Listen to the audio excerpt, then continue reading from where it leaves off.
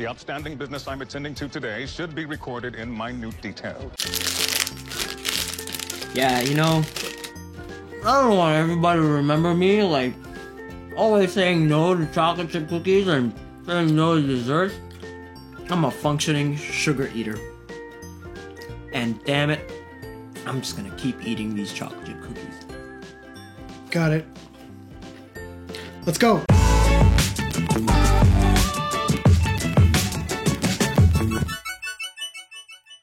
What's up, everybody? Welcome back to another video. This is Watching Sundays, and today we are going to be covering The Magicians. The Magicians. Season 4, Episode 2, Lost, Found, Egged. Hope you guys enjoyed that little skit in the beginning. It seems that I had cast a glamour spell on Flip. The glamour spell is upon us. What kind of glamour spell would you put on yourself? I would put a spell on my face so that I acted more like Nicolas Cage. What's up, guys? So we're talking about this episode, obviously. A lot of things happened in this episode, didn't it? Yes, and after my fourth glass of whiskey... Our fourth glass of whiskey. I'm sorry, guys. Yes. We're about at that level right now, so just... This is the first time we've ever done anything in front of you guys that we're a little bit inebriated, but we just watched The Magicians, Lost, Found, Ed. And there's a lot of revelations in this episode. First and foremost, the spell was broken by Julia just kind of like... Kim. Well, Kim in her case, yeah, but Julia kind of just running. So that was very interesting, yeah. Because I was asking you at the same time while we were watching it, like, what is she trying to do? She's trying to overpower the battery, the perpetual magic inside this battery over and over and over again for it that, I guess, the glamour is it's being energized fueled. It's being fueled by the disco ball. Yeah, the disco ball of magic. I mean, that revelation came to us during the episode. I mean, like, oh, that's right. You need magic to fuel that spell, and what has been fueling it this whole time? And of course, they have a perpetual battery, and their magic is rationed, and so like, oh, it just kind of put two and two together, and that was it. And so, with that ball being overloaded by Julia, all of their identities came back to them. I thought it would be harder, but... I mean, you know, it's episode 2. I mean, it took 2 episodes, but more time has elapsed in their world, I suppose. But it is good to finally have them back, because now we can get things going. Yeah. Alice in the library's prison has been making inroads with her little Santa figuring out the magic is in the pipes a little bit, you know, a little bit of a metaphor there. Magic in the pipes. Kind of makes sense. I guess if it's like flowing through some kind of like repository, it has to be in the air ducts or something. Well, you know what? Because it's being rationed, so there has to be some kind of management system, right? So it probably goes to like a refinery. But the library is not affected by ration magic. I think everybody else is rationed by it. So that's how it's being rationed. Yeah, it's rationed by the library. Yes. So the magic is probably flowing through the pipes, going to like something where it like feeds it to different areas. And so the school probably is one of these areas. And she was doing exactly that to control the cockroach. What exactly did she learn from that cockroach? Absolutely nothing. I have no idea. She saw a fireplace and a little conversation that... that had something to do with whatever is relevant. Right? All right, so the most interesting talking points about this episode is that obviously the thing that got released from the castle is on a mission to get revenge on the gods for taking something that he has no idea what they took.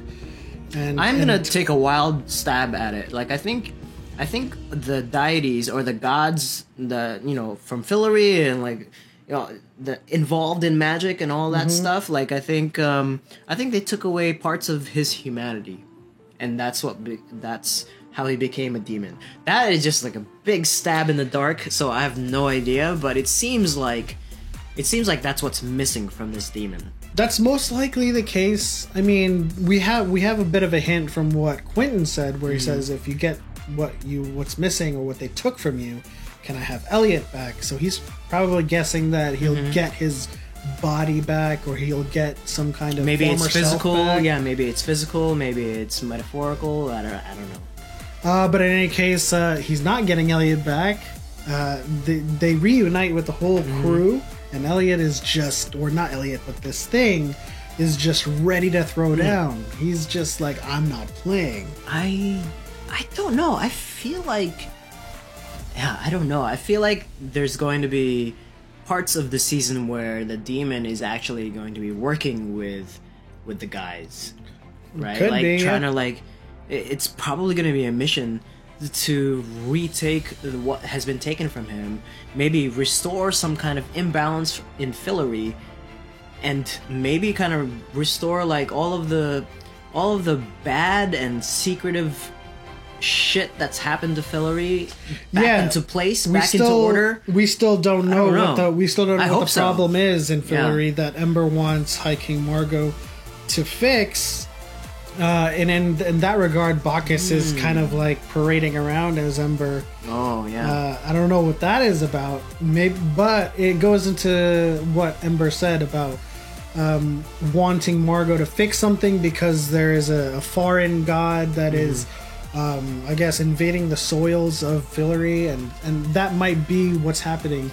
And we don't know why Bacchus is parading around as Ember. Maybe he took Ember as a prisoner. Yeah. And we got to be introduced to Lord Fresher, Lord of the Fresh Water, the amphibious character that kind of left us hanging in the last episode. He has no penis, and he just has a big fat pot belly, just sticks out of there. Were you impressed by how that character design looked? Not really, but Yeah, it was kinda cheese. I also don't think he has too much of a role to play. I mean, obviously he's guarding her birthright box. And I am wondering what that is all about. I'm pretty sure that there's something to do with her memories and what her intentions were for the kingdom. Well, they gained it back after Julia broke the spell, right? Well, she might have. What is in the box? Just like our skit. What's in the box? What's in the box? What's in the box? What's in the box?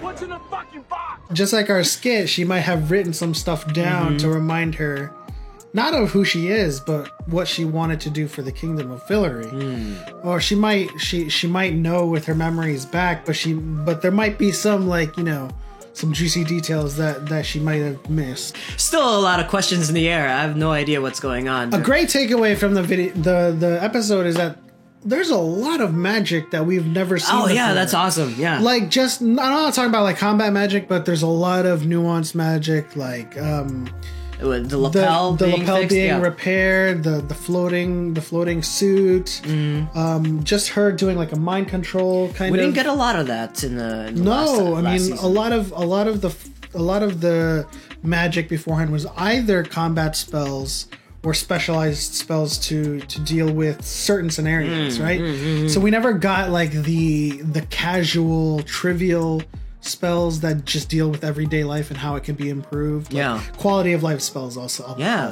Well, I don't know, guys. What do you think? That's kind of like the question of the week. Like, what do you think is happening in the season? Like, we still don't know. The plot is still developing.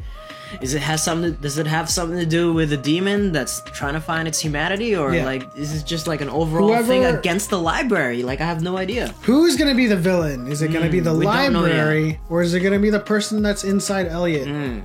We'll find out, I guess, in the next episode or in the coming episodes. That'll do it for this episode of Watching Sundays. Don't forget to like and subscribe. Hit the bell notification for more videos from us. We are buzzed, and we'll see you next time.